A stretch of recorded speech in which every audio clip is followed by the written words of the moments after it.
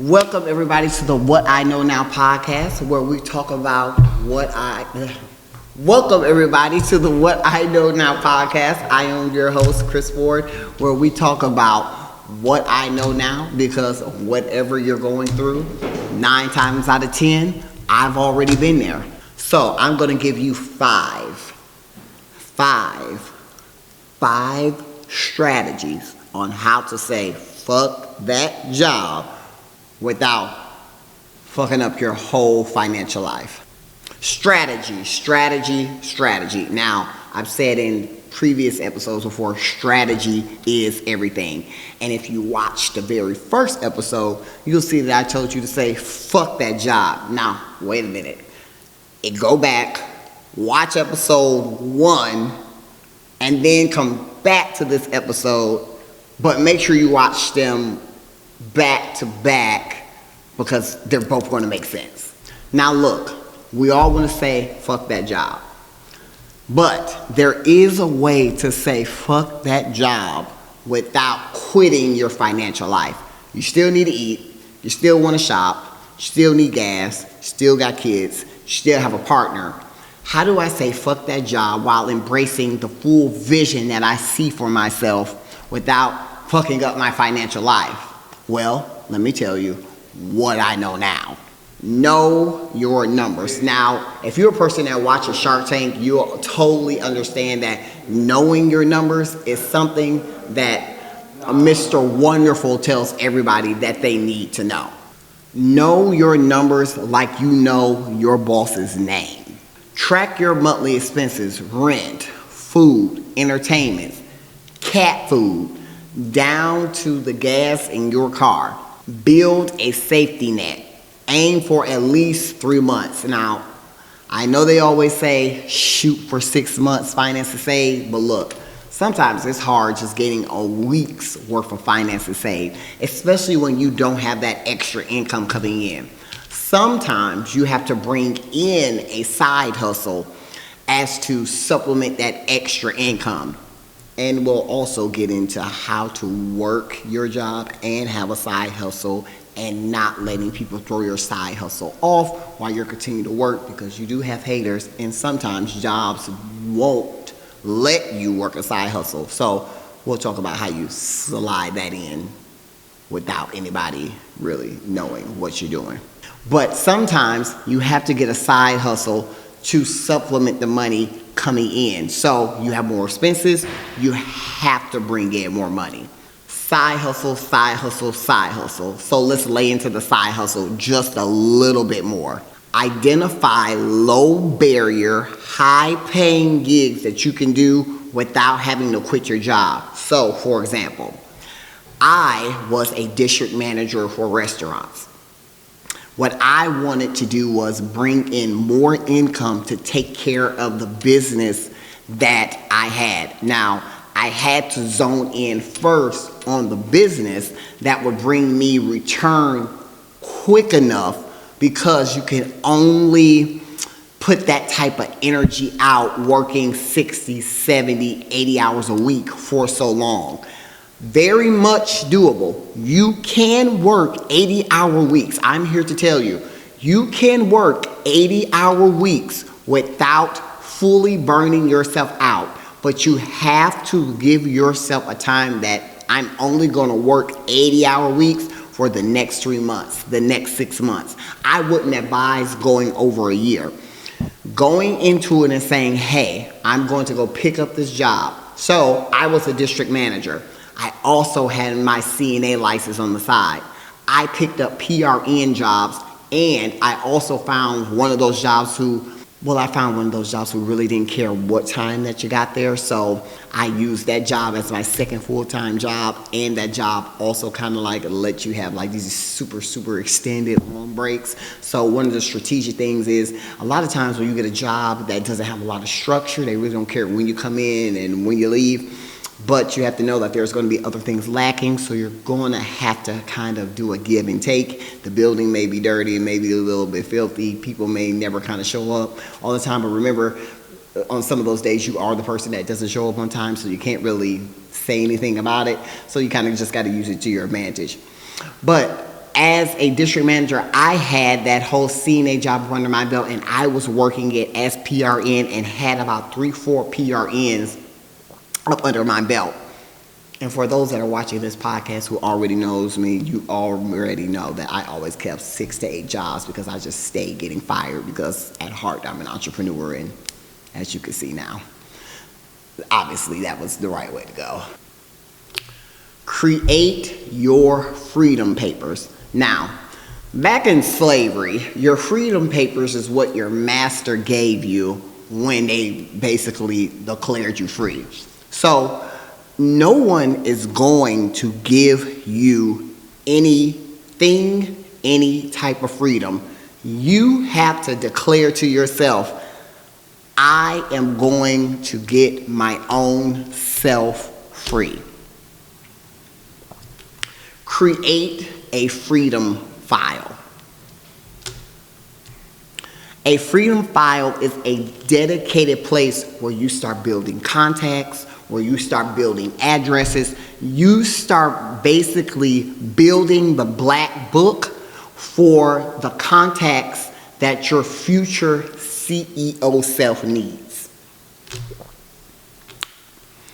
You have to include ideas, things that you want to bring and see happen. Update it weekly. Keep it growing. Keep it going. Now, I got one that is going to seem really scary. It's going to feel really out there. And for all of you people pleasers, I'm really hoping that you start to get that out of your system, because as a CEO, you're going to have to learn this sentence, and you're going to have to really, really learn it quick. And this sentence is going to help you establish something as well. You're going to have to learn no, which is going to help you establish boundaries. No is a full sentence. No, period. Is something that you have to stand by. Setting boundaries at work can come off scary at first because you will get maximum pushback. If you want to bring in a second job, a lot of times you want to bring in the job that is a little bit more less hectic than the job that you had. What? If you're going to bring in a second job, a lot of the times you want to bring in a job that is a little bit less hectic than the job that you already have. Example, if you have a job that offers a lot of overtime, but you already can't fucking bear to be there to 40, that's probably not the job to rely on to bring in that extra money. You probably want to bring in something that's going to be a little bit easier on the spirit, a little bit easier on the body, a lot easier on the mind.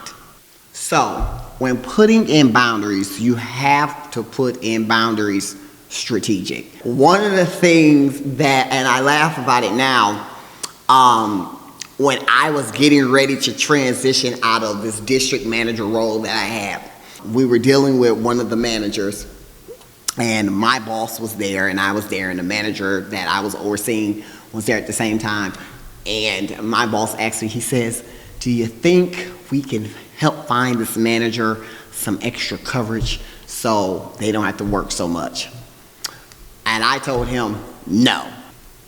Side note, 3 days later, I no longer work there. Not because I was fired, but because the essence of my CEO spirit had now eclipsed that job. I ended up just quitting and mailing my computer back to that job. So, practice micro resistance. You probably shouldn't tell your boss no, like I did. I had other things lined up as well, but you probably shouldn't tell your boss no so aggressively, because literally I just kind of like chopped his balls off, and he was pretty much through with me after that was all said and done.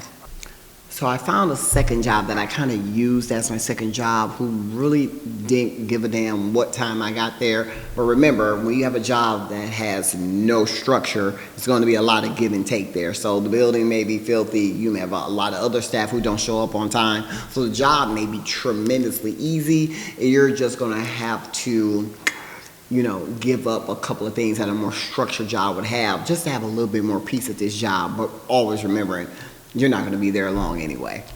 Mental prep. Now, everyone talks about mental health, and mental health is extremely important. Totally believe in it. I believe that we could stop having so many breakdowns and so many need for a mental health day if we do some mental prep. Handle the fear before it handles you. Now, fear is something that I know all too much about. Fear sometimes can just come up on you and consume you. But it's one thing to handle it once it comes, and then it's another thing to handle it before it even comes. Handle fear before it starts to handle you. You have to identify what are my fear factors, whether it be financially, whether it be socially, whether it be my lifestyle. Am I scared to lose my lifestyle? Am I scared that I'm not going to be able to go out with my friends? These are going to have to be things that you conquer and come up with plans for. So, if a fear that you have is not being able to go out with your friends or what they may think about you, number one, like Mel Robbins says, let them. You have to let them feel what they're going to feel, think what they're going to think. Shout out to Mel Robbins, totally love you. You have to let them feel what they're going to feel, let them think what they're going to think, because we can't control anybody. But some things that you can do and be upfront with your friends is saying, hey, I know that you expected me to go on this trip with you. I know you expected me to go out with you, but I have this going on. This will do two things for you. It will let you know what friends have your best interest in mind, because a real friend is going to support you and not push you to do something that your future self is going to thank you for not doing later. And this also helps you put safeguards in place. So when the fear or FOMO comes upon you, you've already put these things in place so that you aren't giving in pretty much to that fear. Now, I believe in creating coping mantras and affirmations, but sometimes just reciting them doesn't necessarily help me. What I like to do is take Post-it notes and put them on my mirror with affirmations, real life affirmations, nothing that I heard a billionaire say, nothing that I heard a millionaire say, but real things that I've had to say to myself to push through. My mother, God bless her, was one of those people who was from the South, and people from the South typically have these short sayings. And one saying that my mother always said was, keep mess down. Keep mess down was a Southern way of saying, keep the conflict down, don't get into bullshit, was just a cute Southern way of keep mess down. So at my house in my mirror, I have keep mess down on my mirror, which reminds me of my mother. May she rest in peace. Talk to a mentor, a coach, a friend, or me. Talk to somebody who has been there. That is the whole purpose of this podcast. I have already been there. Sit with that for a minute. I have already been fired. I've already been lied on. I've already had the fear. Come, go, come back, stay, do a quick vacation. I've experienced all of that. One of the things that I really want people to know with this podcast is that people are not that far from you. The person that's making $1 million is only 1 or 2 steps before you. It's not like they're blocks and streets and miles ahead of you. If you really knew what it took for them to get there, it doesn't take much. A lot of times it just takes a mindset. You already have the work ethic. You already have the idea. A lot of times you already have the contacts. It just takes a mindset. That mindset can a lot of times outrun the talent when you start leaning into grit. Your paycheck is your power. Protect it, but don't let it control you. Don't let it chain you. Be willing to give it up to go into something else, but by all means, keep the cash flowing. The main job of a CEO is to make sure that the business does not run out of money. And before you establish the LLC, before you establish the S Corp, before you establish the C Corp, the first business that you have to run is being CEO of you, CEO of your life. If you can't manage you, you definitely can't manage other people. Start building today. Start tracking, start stacking, start paying closer attention to where your money is going, where you're placing it in strategic places that this money can be used. That way, when you finally embrace my favorite freedom quote, fuck that job, you won't be stepping off a cliff, but rather you'll be stepping up onto a ladder. So open up your freedom file, start filling out your freedom papers, because your future self will definitely thank you.